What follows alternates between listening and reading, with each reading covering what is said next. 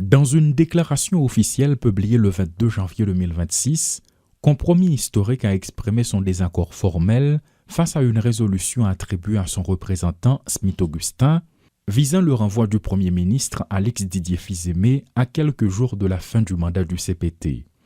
La structure politique juge une telle démarche irresponsable et dangereuse, estimant qu'elle risque d'aggraver l'instabilité institutionnelle et de fragiliser les efforts sécuritaires en cours.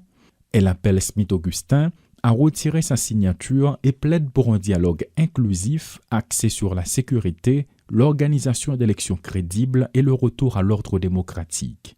Une position qui apparemment n'est pas respectée, Smith-Augustin, après s'être rétracté, a réaffirmé qu'il a voté et signé en faveur du renvoi du Premier ministre.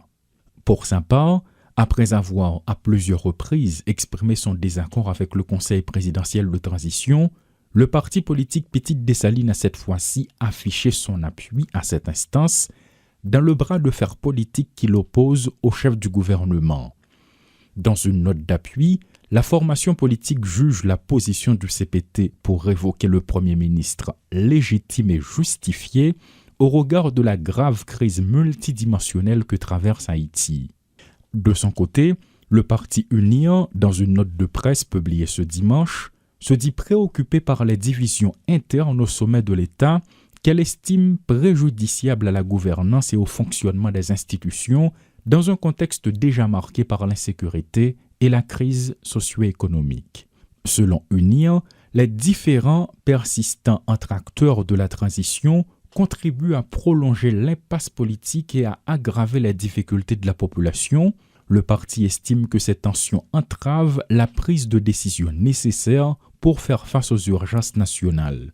Trois formations politiques qui n'ont pas caché leur position par rapport à l'imbroglio politique qui se déroule, une situation qui ne laisse présager rien de bon selon des observateurs.